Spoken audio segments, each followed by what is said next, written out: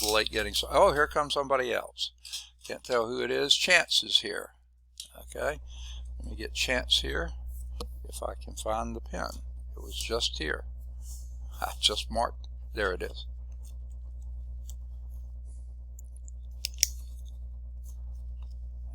Okay. Let's see if anyone else is trying to get in. Lucky 13 people here. Students here anyway. All right.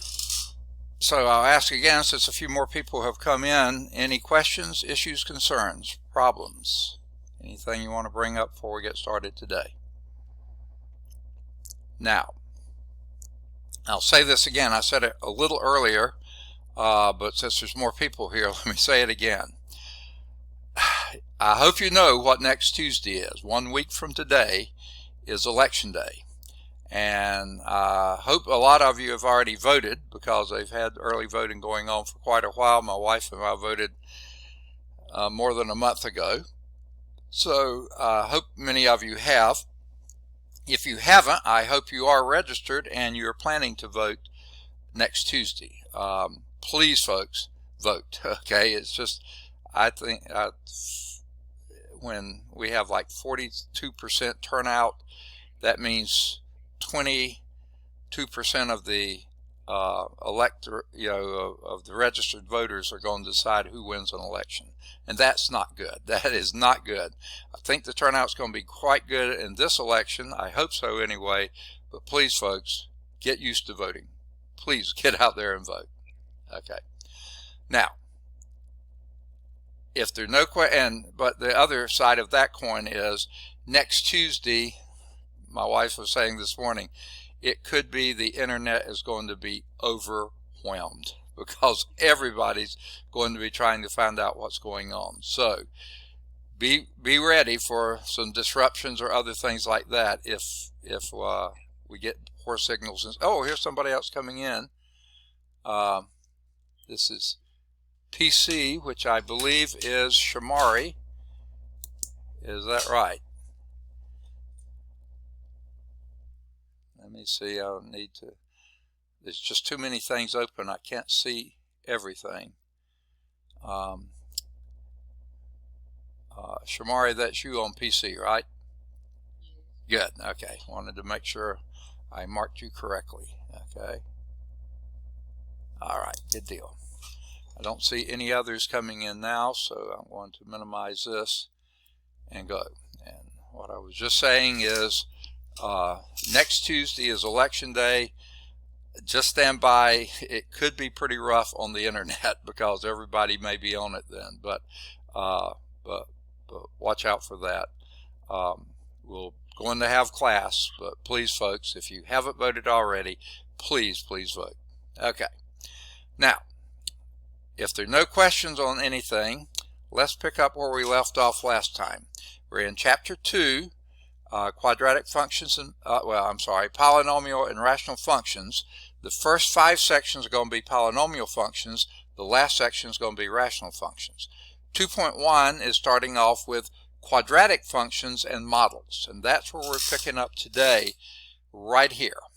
The graph of a quadratic function. Now, we talked about before, I hope you remember, it's been a while because we missed last Thursday. I can't get it to digress here. Okay. Here is the definition of a quadratic function. F of x equal ax squared plus bx plus c. Now, if that looks familiar, that's because the good old quadratic equation, as in the quadratic formula, this was the standard form for that. Okay, we didn't talk about functions back then, but we did talk about quadratic equations. What we usually had then was an equals 0 here. Okay, now we're talking about a quadratic function. This is one way to express a quadratic function. Now, stand by for this. This was the standard form for a quadratic equation, ax squared plus bx plus c is equal to 0. This is not your standard form for a quadratic function. It is a form, but not the standard form. We'll get to that a little bit later, hopefully today. But this always graphs into a parabola. Okay?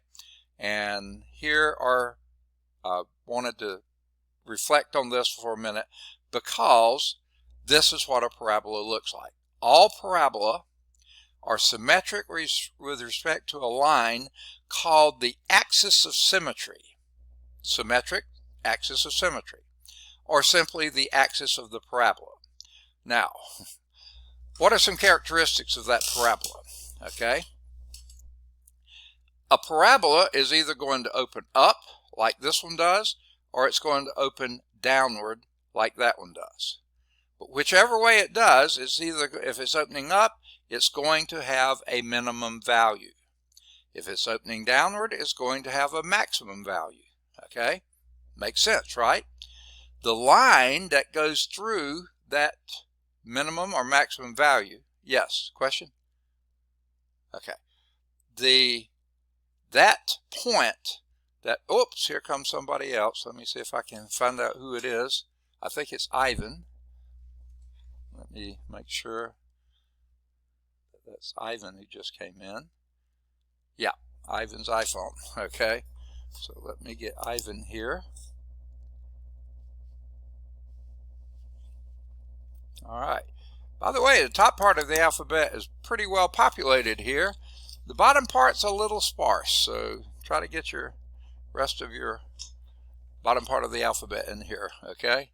Up to 15 students now, so glad y'all are here.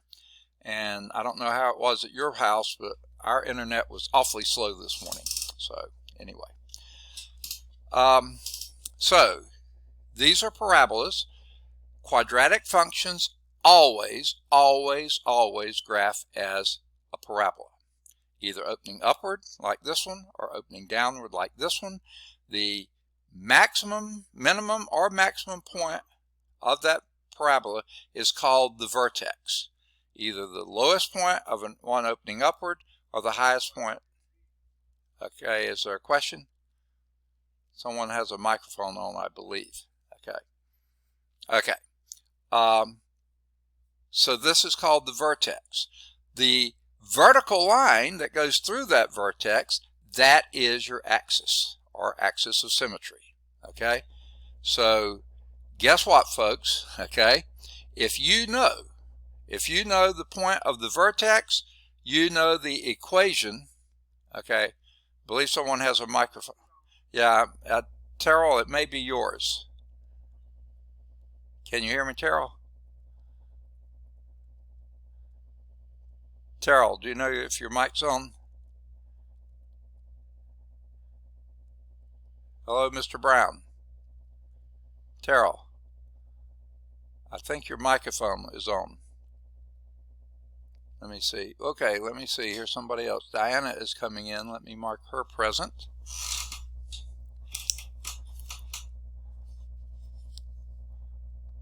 Okay. Now, I guess I can mute Terrell, but then I don't think he'll be able to unmute himself. So let me mute him. Okay, maybe he can. I don't know. All right. So if you know the vertex, that's a point, xy. If you know that, you know the equation for that axis of symmetry. X equal whatever value that is right there, because that's the vertical line that goes through the vertex, whether it's the lowest point or the highest point, if you know that point. Now, let's go back to our equation for a minute, if it'll go back, okay? Remember this, ax squared plus bx plus c? Now, the b and the c don't tell you a lot.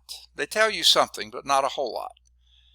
The c, by the way, is the y-intercept, because when x is equal to 0, y is equal to c. Okay, so that is the y-intercept. The a, however, tells you quite a bit of information. The b doesn't tell you much. The a tells you something, and here's what the a tells you. If that a is positive, that leading coefficient for the squared term, then this parabola has to open upward. Okay, if the leading coefficient a is positive, this opens upward. If it's negative, that leading coefficient a, then it opens downward.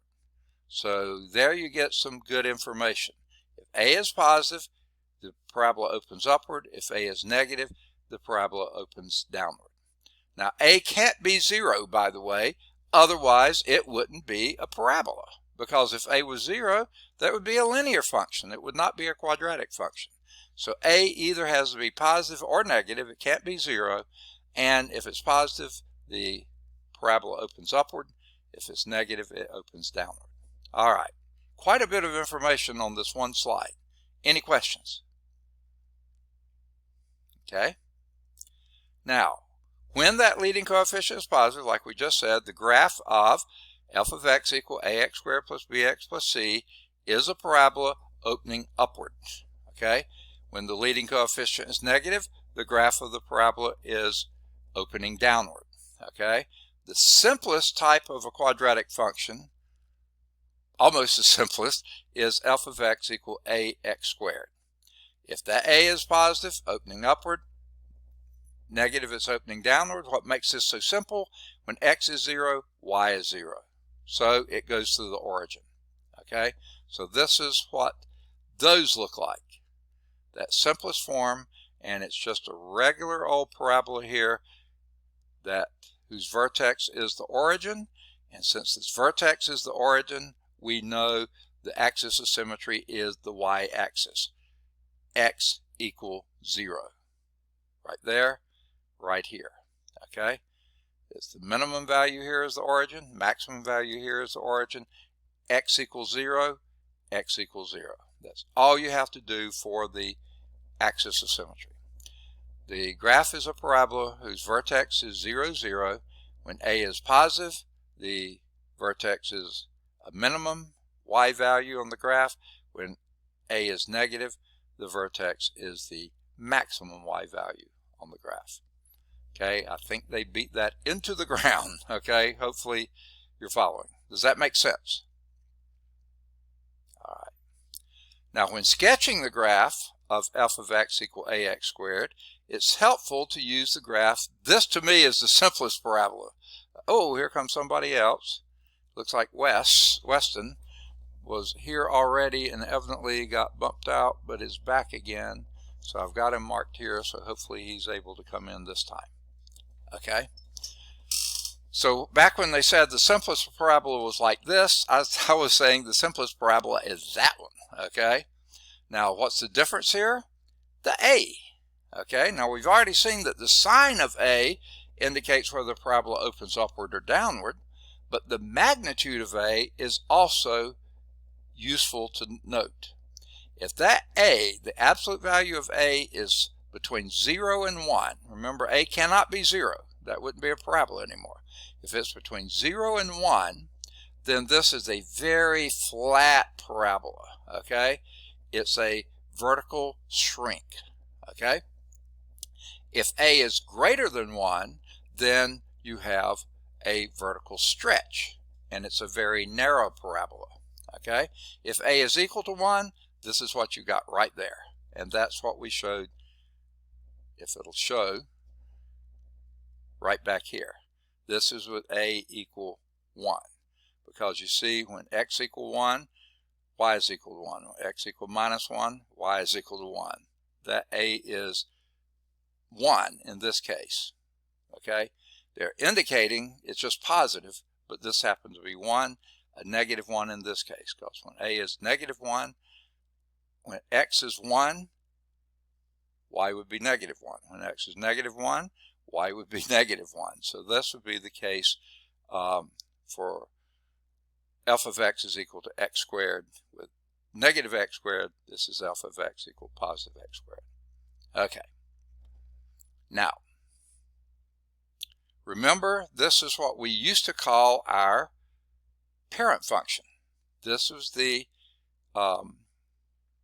simplest, the other name we have for it was the squaring function, which was a parabola. It was the quadratic, simplest form of a quadratic function. Then with the a in there, that tells you, number one, whether it opens up or down, whether a is positive or negative, and also how much it's squished vertically or stretched vertically. That's what the a tells you. So here's example 1. Sketch the graph of each quadratic function.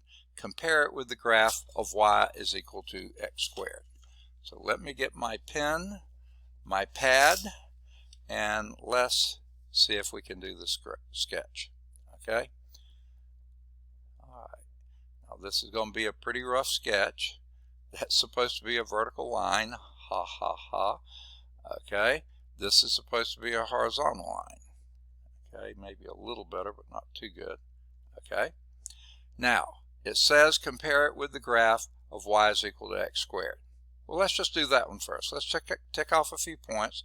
1, 2, 3, 4, 5, 6, 7, 8. We don't need that many.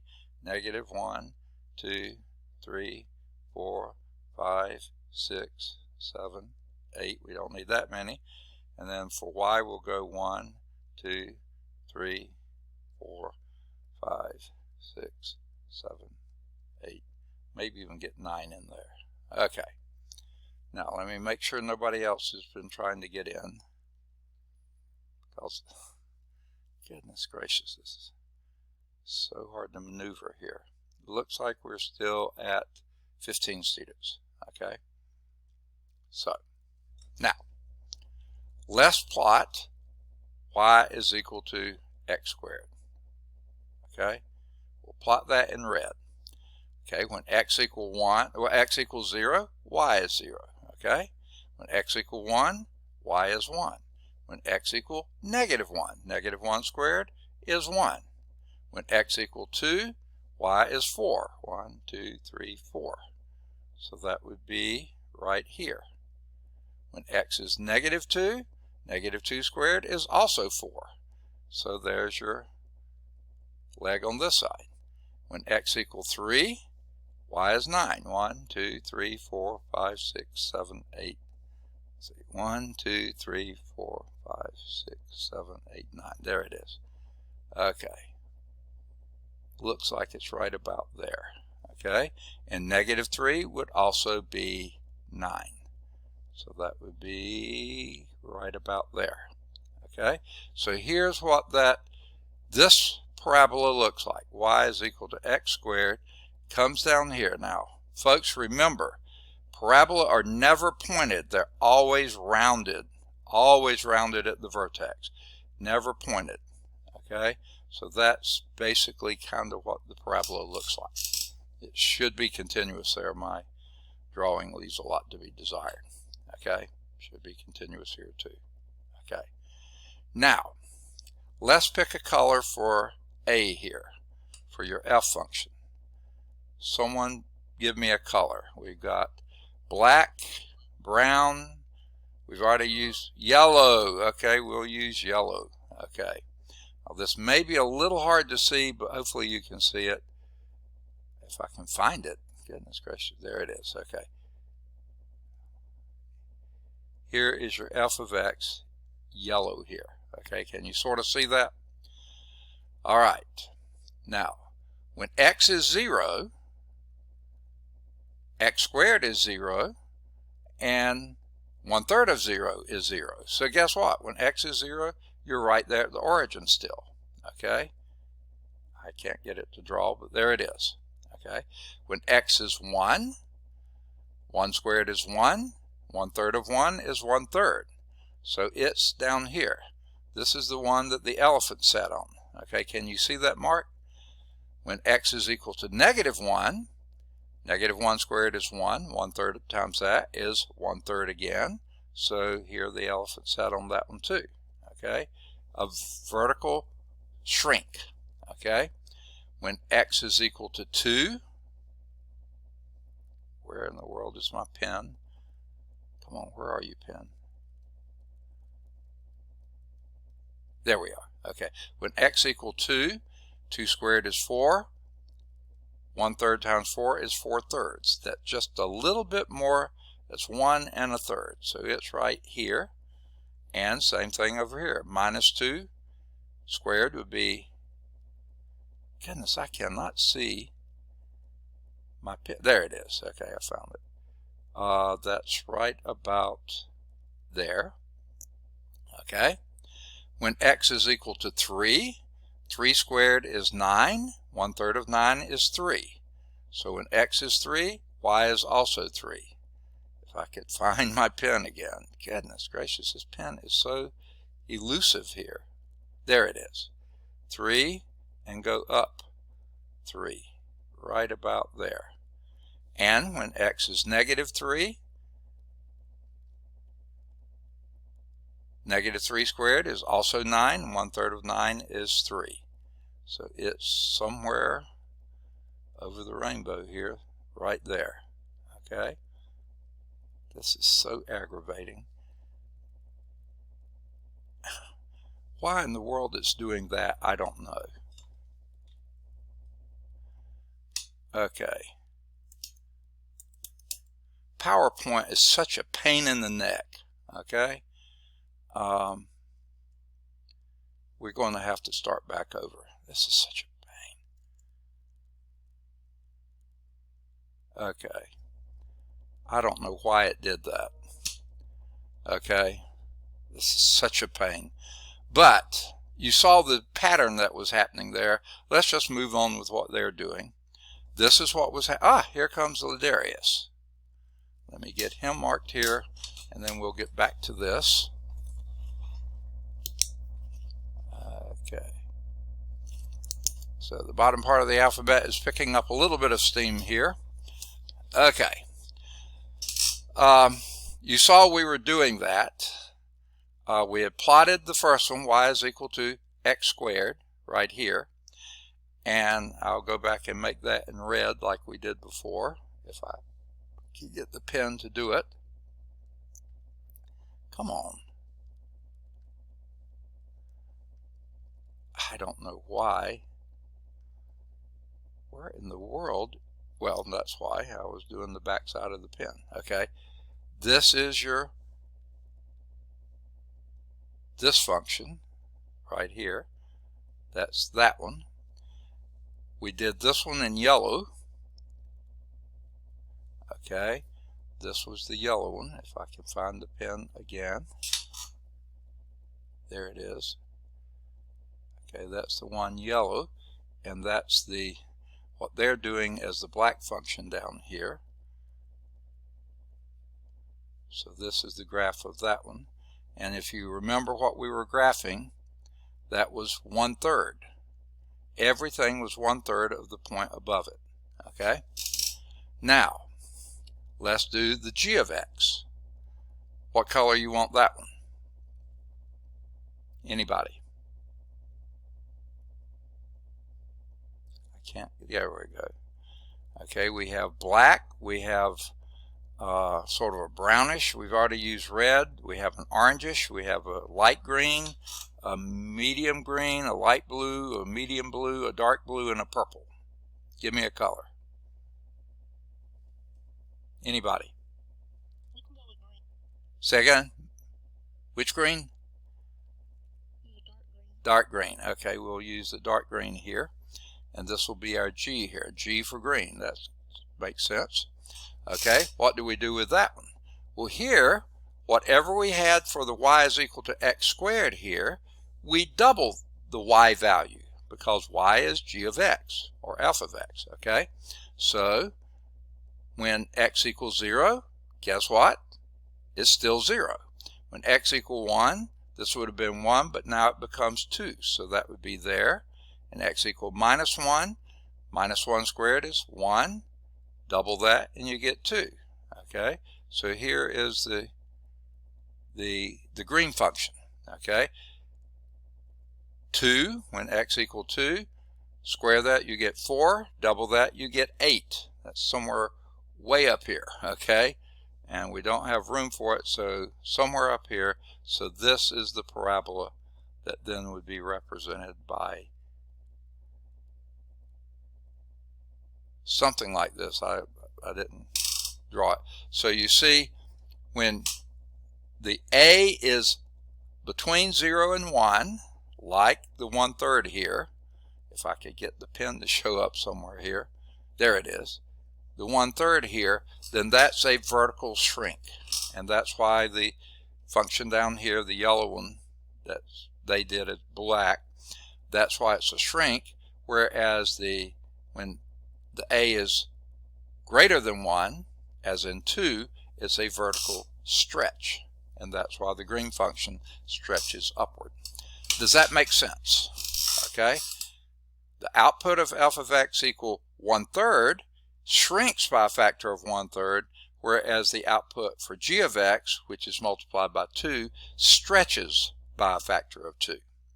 Now they're going to show the second one next, and here it is. Compared with y is equal to x squared, each output of g of x equal 2x squared stretches by a factor of 2, creating the narrower parabola. And I wish they wouldn't say that. It's the vertical stretch. When they talk about narrow, you think it's a horizontal shrink, which would look the same way, but this is a vertical stretch.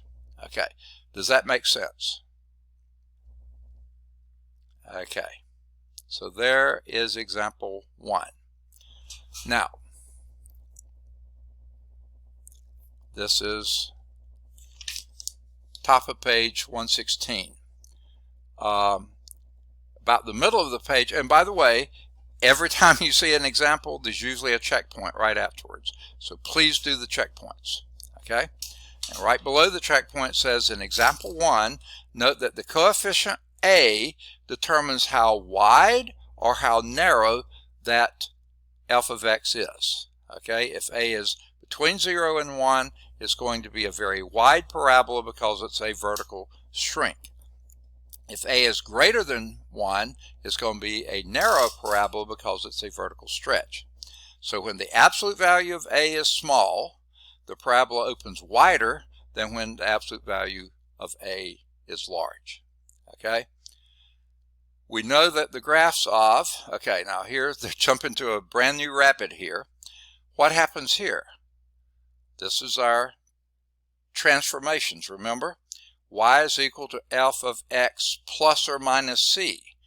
Now up here you were multiplying your function by a constant, okay, which made a non-rigid transformation stretch or a shrink. Down here you're adding or subtracting a constant to the x value. Now if you're adding or subtracting to the x value, that's going to be a shift on the horizontal scale because x is on the horizontal scale. Now remember, everything that deals with the horizontal, with the x, is backwards. So if it's f of x plus c, that's going to the left, not to the right. If it's f of x minus c, that's going to the right, not the left. Now, if the plus or minus c is added to the y value, that is a vertical shift. Okay, and there a plus will go up and a minus is going to go down. So anything dealing with the y's, the f of x, that's going to go in the direction you expect. Plus c would go up, minus c to go down. If it's dealing with the x, the plus c goes to the left, the minus c goes to the right. Just remember that. Okay, here's another rigid transformation. Y is equal to f of negative x. Okay, that's going to reflect across the y-axis because you're reflecting whatever was a positive x now becomes a negative x. So it's a reflection across the y-axis. This one is a reflection across the x-axis because whatever is going up like this now is going down like that. Okay, so that's a reflection across the y-axis. Those are your rigid transformations. These were your non-rigid transformations. Okay, things we did back in chapter 1, doing them again for quadratic functions. Okay, so for instance, in the figures below, notice that the graph of y is equal to x squared can be transformed to produce the graphs of y, or f of x is equal to minus x squared plus 1. Well, now what have you done to this? Number one, you reflected across the x-axis. You negated the y here, so it reflected across the x-axis, and then you moved it up 1. So the first thing you did there was your y is equal to x squared, the light blue curve there. When you did minus x squared, it reflected and went down here. Okay, but then you added 1 to it. That's a vertical shift upward so you went up by 1. Okay? Does that make sense? Now, G, a little bit more happening. You started with your x, and it's x plus 2. Remember, anything dealing with x goes in the opposite direction, so that went to the left because the x-axis is horizontal, to the left 2, so you went 2 to the left, okay, and that was your square, and then you went down 3 because this was your subtracted from the y. So left 2, down 3, there's your parabola. Now both of these were rigid transformations because they did not change. There is a coefficient of -1, which just flipped it over the axis, but there's no, excuse me, I got it.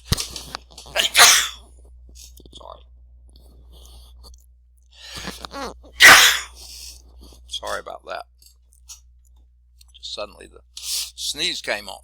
Okay, so these are, because there is no a except for a -1 here, it's just a reflection, there is no stretch or shrink that you're multiplying. Okay, this is just a rigid transformation, 2 to the left, 3 down. This is a reflection here and up 1. Okay, any questions on those? Same thing we did in chapter 1 when we did our transformations there. Now we're just focusing on quadratics. Now, while we're here, I want to point something out to you. There is the vertex here, okay? You know it's a maximum because the minus sign's in front. We've already talked about that. And it was a shift upward, so that's why it's 0, 1. The axis of symmetry, though, is x equals 0. Whatever that first coordinate is of your vertex, that's the axis of symmetry. Over here, because you shifted 2 to the left and 3 down, that gave you a vertex of -2, -3. Whatever the x value is there, that's your axis of symmetry. X equal -2. That dotted line right there is x equal -2. I thought we'd go on and reinforce that since we had the illustration here. All right, any questions? Okay, now that was, all right, the bottom of page 116. Moving to 117, the standard form for a quadratic function. Remember, it is not the same as the standard form for a quadratic equation. The standard form for a quadratic function looks more like this. And by the way, just by happenstance, this is in standard form. This one isn't quite, but it's pretty close. That one's in standard form. This is what the standard form of a quadratic function looks like. That a is the same a as we had before. But we don't have a b, we don't have a c. Okay? We have an h and a k instead. Now, why would we do that? Because this gives you more information than the other form. Remember, the b told you almost nothing. Here, the h and the k tell you big time stuff. Okay? The a, remember, it told you whether it's opening up or down, whether it's positive or negative, and also whether it's stretch or shrink vertically. Okay? So the a tells you plenty. The b and c, c told you a little bit, the b told you nothing before, but h and k, they tell you big time. That form is especially convenient for sketching a parabola because it identifies the vertex of the parabola being hk. And remember back here, this one was, remember, it's always the opposite, so it's -2, -3. There is your vertex right there. This one is 0, 1. Okay, there's your vertex right there. This was quite as easy to see. This is pretty blatant. Remember, it's -h plus k. So that would be a -2, -3. There's your vertex. And once you know the vertex, x equal -2 is the axis of symmetry. Right there. So that's why they call this the standard form of a quadratic function. Every piece of information here, the A, the H, and the K, very, very, very useful in doing your plots. It identifies the HK is your vertex. The A tells you whether it's rising up, going down, and whether it's a stretch or a shrink. So here's the standard form of a quadratic function. The quadratic function f of x equal a times x minus h squared plus k. Notice it's always the opposite sign. For the vertex to be x equal hk, that has to be a minus h here, a plus k there. Okay? If this is a plus h here, that means your h is negative. If that's a minus k here, that means the k is negative. Okay? So just remember, the x is always backward, the k, the y value or the k value is always the right sign. Okay, again, the a cannot be 0 because if a were 0, this would just be a constant function, f of x equal k. That's not a parabola. Okay. Now, the graph of this parabola, f, is the graph is a parabola whose axis is the vertical line x equal h. You just set that x equal h. Okay? The vertex is the point hk, and when a is positive, it's opening upward, negative is opening downward. If a absolute value of a is greater than 1, it's a stretch, less than 1, it's a shrink. So there you have it. All kinds of good information there. Okay. To graph that parabola, it is helpful to begin by writing the quadratic function in the new standard form, not the old form, the new standard form, using the process of completing a square, and that's what we're going to do in example 2. In that example, notice that when completing the square, you add and subtract the square of half of the coefficient of x within the parentheses instead of adding the value to each side of the equation. A lot of blah, blah, blah. Let's actually do it. I think it'll make more sense. Okay? So here is the old way of writing a quadratic function. Okay? If I can get my pen to show up here, there it is. Let's go back to what color you want this. We're still in green. You want to stay in green? Or you want to go to black or something else? Red or whatever. So stay in green. Okay, we're happy to stay in green. Okay. All right. It says sketch the graph of this. Identify the vertex and the axis of the parabola. This form right here. Where in the world is my pen here? There it is. Okay. This form here tells you nothing about the vertex. It tells you nothing about the axis. So let's get it in standard form. So here's what we're going to do. F of x, here's the first step. Okay? Separate the x's from the constant. So I'm going to do this. I don't usually do it in this many steps, but I'm going to show you now. That'll be 2x squared plus 8x blank plus 7. Now all I did was put a big old blank in there. Okay? That's still the same form as this. Okay? Next thing we're going to do, I want to remind you what we want it to look like. We want it to look like this. So we want to factor out, if I could get the thing, we want to factor out that leading a. So that's what we're going to do next. That a here is 2. So let's factor that out. If I can get the pen to show back up here. Where are you, pen? There you are.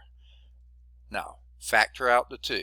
2 times x squared plus 4x blank plus 7. Okay. Again, we haven't changed anything. If you multiplied through, you get right back where you were. 2x squared plus 8x plus 7. Same thing we had here. So all we've done is change how it looks. We haven't really changed the values in it. Okay? Now, here's the next thing we do. We've got that 2 out there. Leave it out there. Now, what we're going to do here is complete the square. I don't know if you remember how to do this, but you take half of the b term here. Half of 4 is 2, okay? And then square that 2. 2 squared is 4. So this is going to be x squared plus 4x. Half of 4 is 2. Square 2, you get 4, plus 4. But you know what we've just done? We've just changed the problem, okay? Because that's not the same problem we had before. What did we do? We added a 4 here that wasn't there before.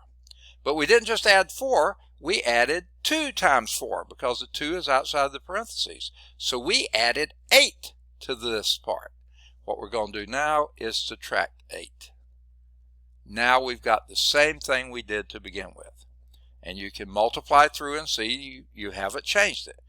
2x squared plus 8x plus 8 plus 7 minus 8. The plus 8 minus 8 adds to 0, and you get 2x squared plus 8x plus 7. Same thing we had here.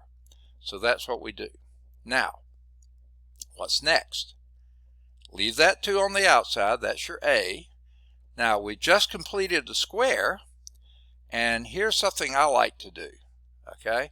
When you take half of that 4, remember that was your first step in completing the square. Half of the 4, half of plus 4 is plus 2. Just write it down here and put that in parentheses, okay, and square it. And then this is minus 1. Plus 7 minus 8 is minus 1. Guess what? You have it in standard form. There's your a. If I can find my pen. Where did you go, pen? There you go. There's your a. There's your h, only it's a minus h, okay? So it's a minus 2, and your k is minus 1. So guess what? We've just identified the vertex. The vertex here is minus 2, minus 1, okay?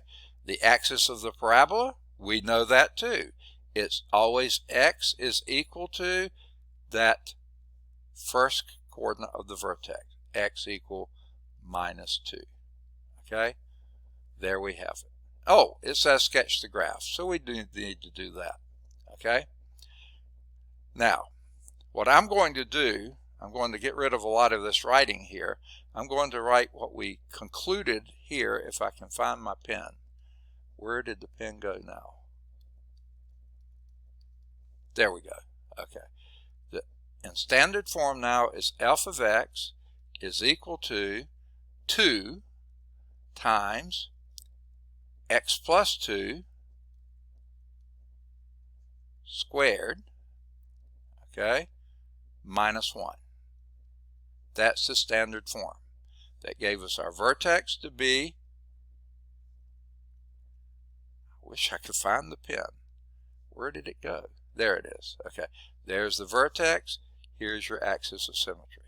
Okay, so what I'm going to do, yes. Okay, so I'll be watching for you to come back in, right? Okay, all right, good deal. Okay, so what I'm going to do here is erase some of this stuff so I can plot better. Okay, so this is how we got to where we got, but let's erase this so we can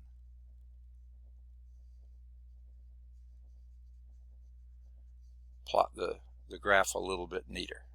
Okay. Okay. Now,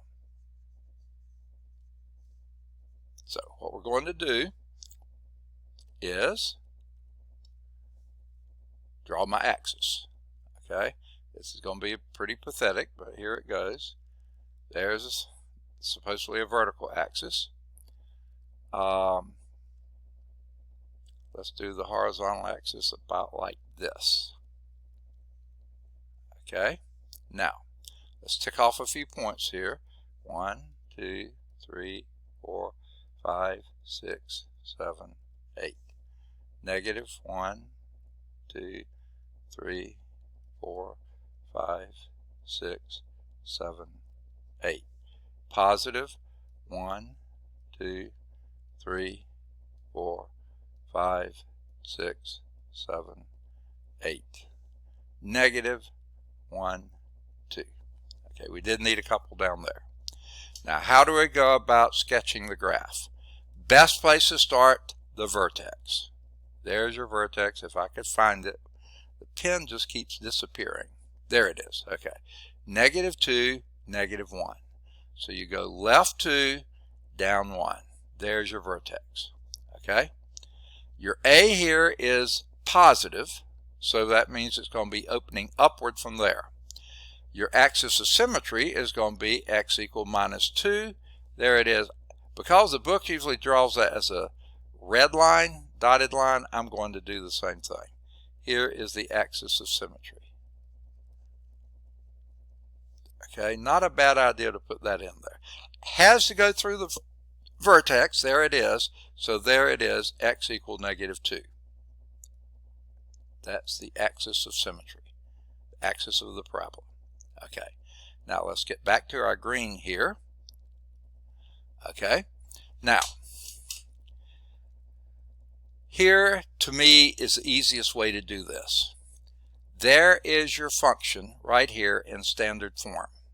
Not your old form, but your standard form. Now, I can't find my pen again. Where in the world is the pen? Come on, pen. There you go, right here. So here's your standard form. Okay, let's start with the vertex here.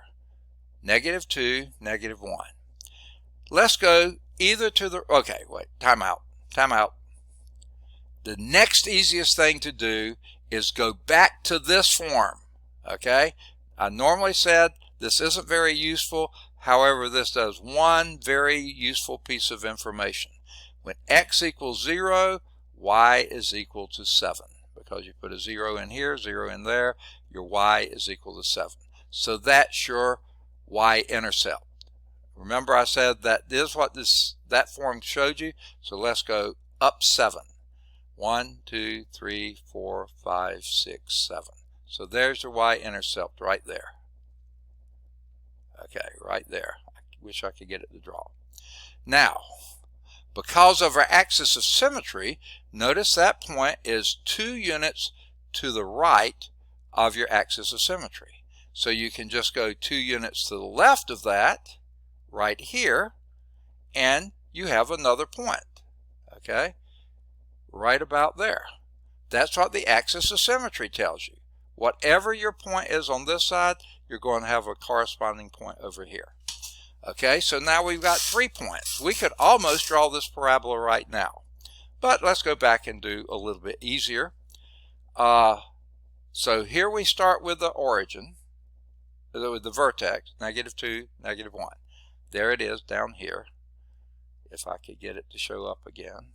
There it is, right there. Okay, there's the vertex. Okay, let's go either to the right or to the left 1. Which you want to go?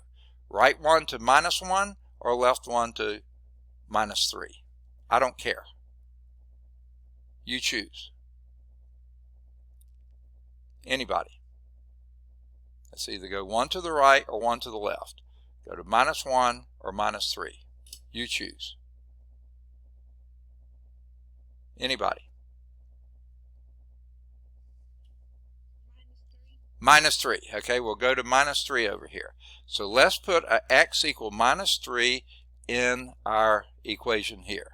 So this will be minus 3 plus 2. What would that give you? Minus 3 plus 2.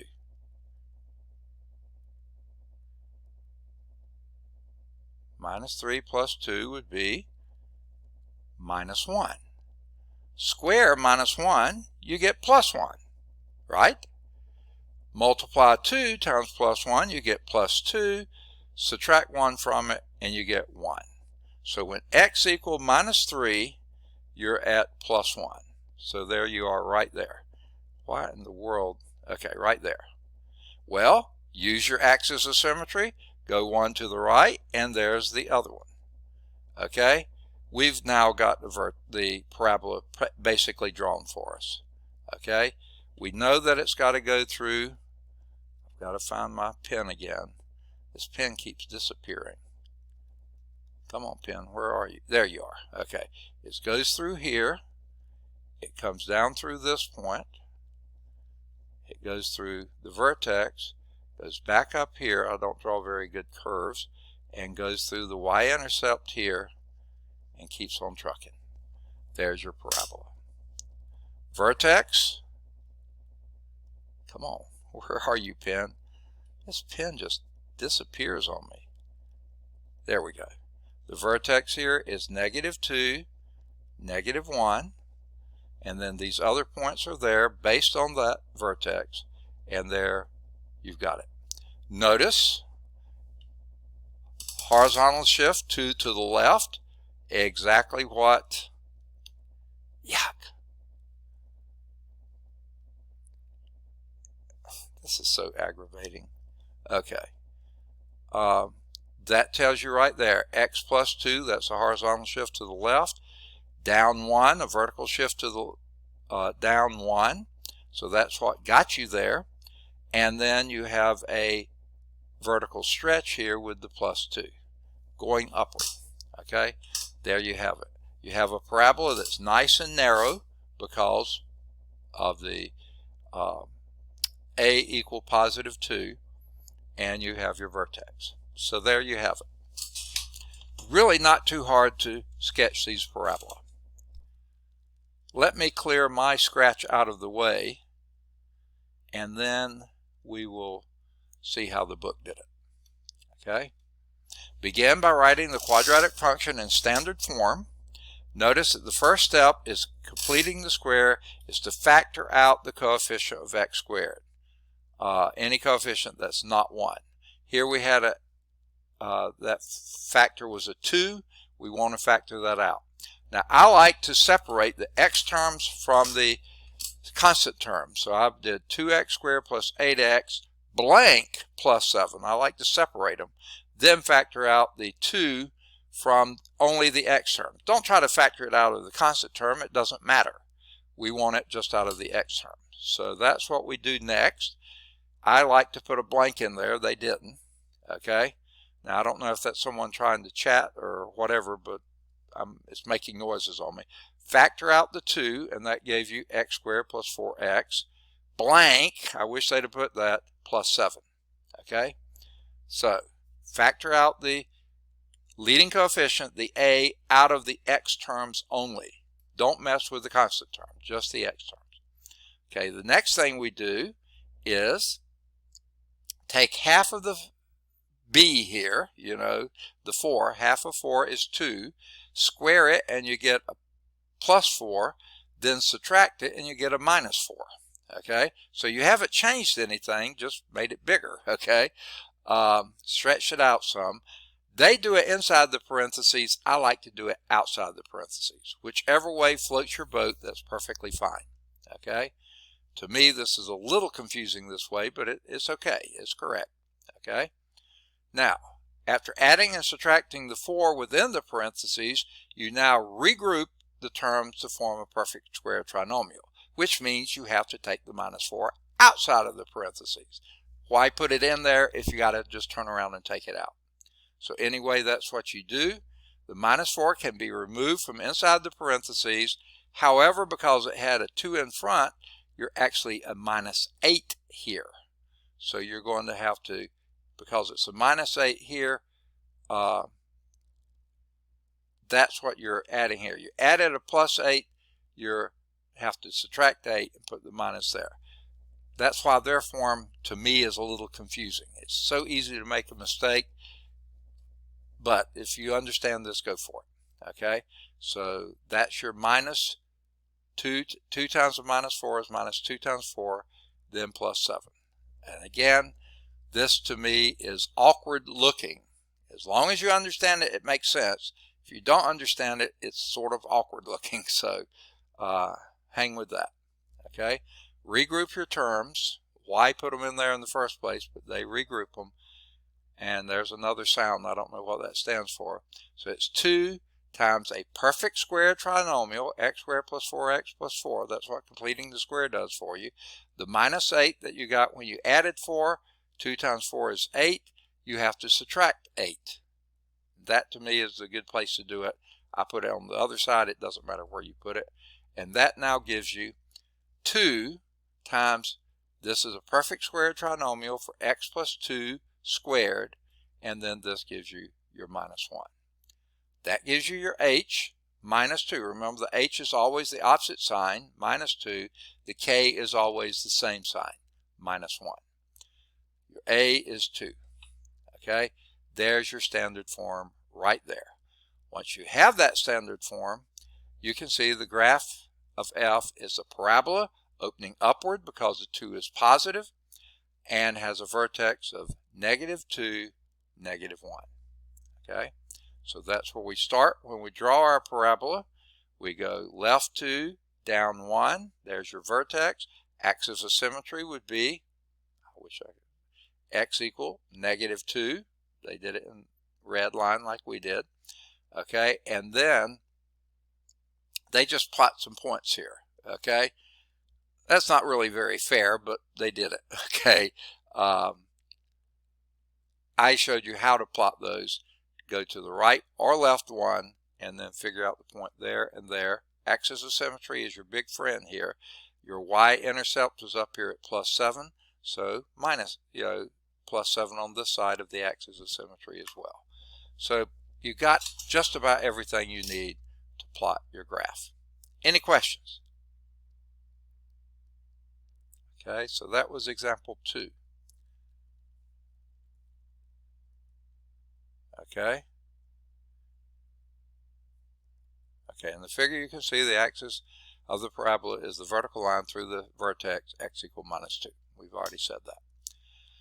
To find the x-intercepts of a graph, then just set that equal to 0. Now you go back to your standard form for a quadratic equation. You've done this before. Figure out what your y-intercepts are. That's where the y is equal to 0. I'm sorry, x-intercepts are. That's where y is equal to 0. If that does not factor, use the quadratic formula to find the x-intercepts. If it does factor, factor it. Remember, however, parabola may not have x-intercepts. What? Well, let's go back and look. This has x-intercepts. They're not nice, pretty numbers. They're probably irrational numbers, but they're intercepts. One on this side, one on that side. Let's go back a few more paces here. Look at this one. This one only has one x-intercept, the origin. Okay, this one has 2, plus 1, -1. That's pretty nice. This one has 2, again, probably irrational number here and irrational number here. This one only has the 1. Let's go back a couple more. Okay, there we only have one x-intercept again. We've seen that. Here we had 1 and only 1.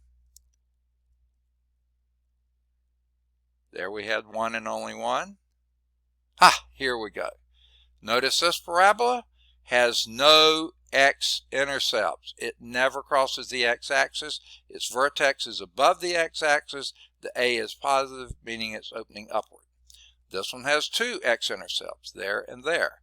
Probably irrational numbers, perfectly fine. However, if this vertex were down here and it opened downward, it would have no x-intercepts.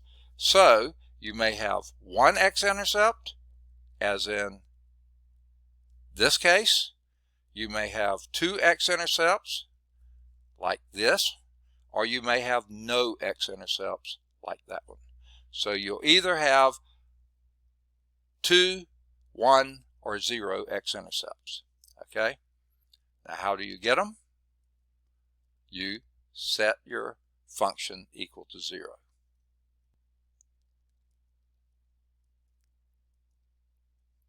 Okay, we'll find it again in a minute here.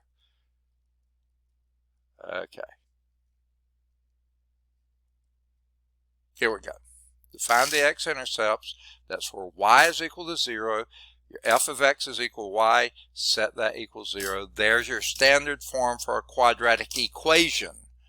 ax squared plus bx plus c is equal to 0. If you can factor that, that gives you your x-intercepts. If it doesn't factor, use the quadratic formula. If that quadratic formula gives you something that's undefined in that radical, remember that, we'll talk about that in a minute, then there are no x-intercepts. Okay, and it says, remember, that parabola may not have any. If that radical has a negative inside the radical, there aren't any x-intercepts. Okay, now that was example 2, and at following example 2 is a checkpoint. Please do your checkpoints. Okay, all right, let's see what they're going. Oh wait, here's Janae. I thought she was already here. She may be just coming back in. Yep, already had Janae here, so she must have gotten bumped. Okay, all right, let me make sure nobody else is waiting to come in. Nope, we got everybody, I think.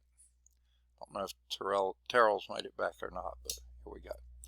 Okay, so they're skipping example 3 and 4, so let's us do, before we get to this one, okay, let's do example 3 and 4. So let's go to our whiteboard. Now I got to do some manipulating around here. You can't see it, but I have a taskbar that's in the way, so I'm going to move it out of the way, and then I'm going to shift the whiteboard to the left and up as far as I can to give me maximum white space. Okay, I think that's got us. Okay, so let's do example 3.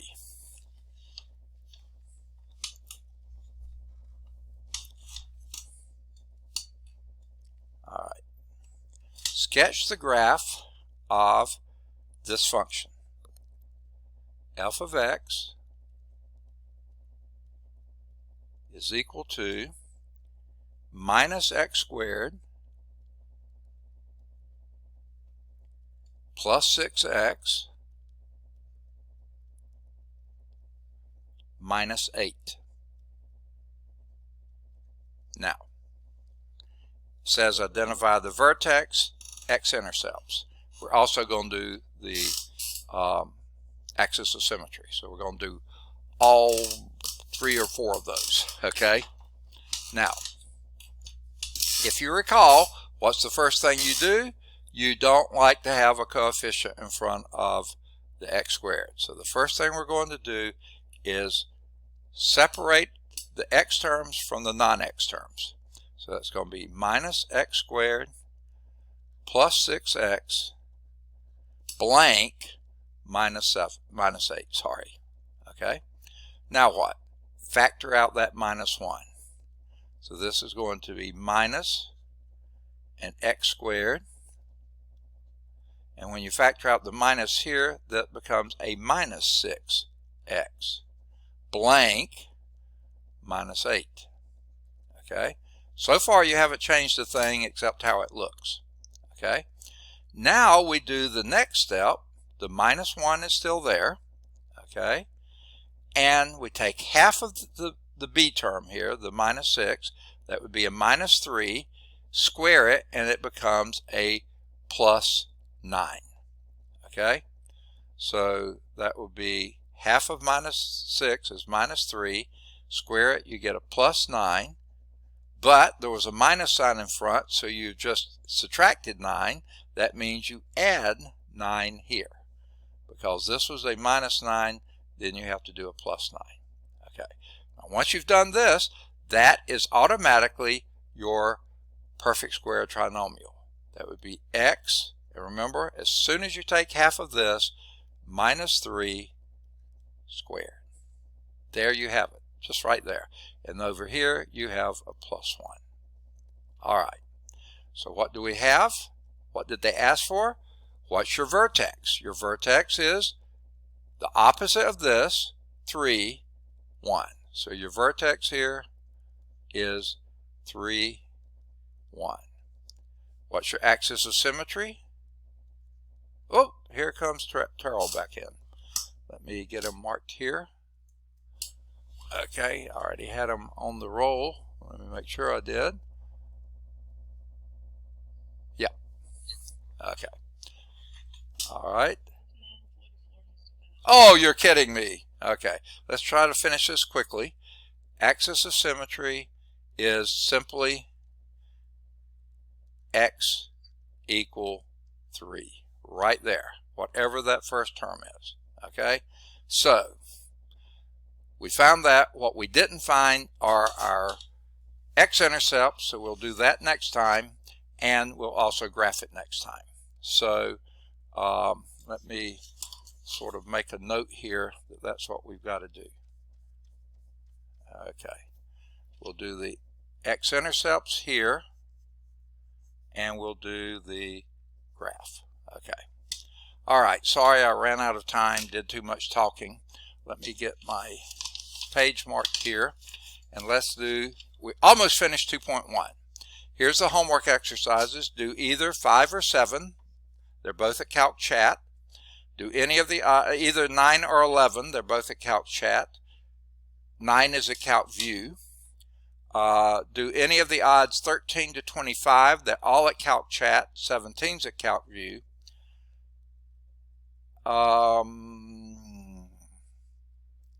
You can try to start doing 27 to 33. If you don't get it done, we can pick up those next time. Okay? Any questions? All right, good deal. And we just are ending on time, which is amazing. Any questions before I stop sharing here? Okay, I'll just stop sharing. Yeah. Yeah. Okay.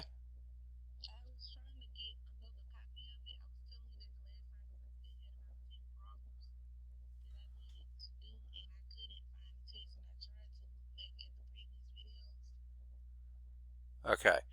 Okay, let me quickly here see if I can go back and okay, wait, I'll show you exactly where to go. Okay. In a positive sense. Okay. What we're doing is go to Blackboard. Now, are you talking about the first test or the second test? Okay, well, that only had 10 questions, right? Okay. Okay. Yeah, I can show you where that one is too.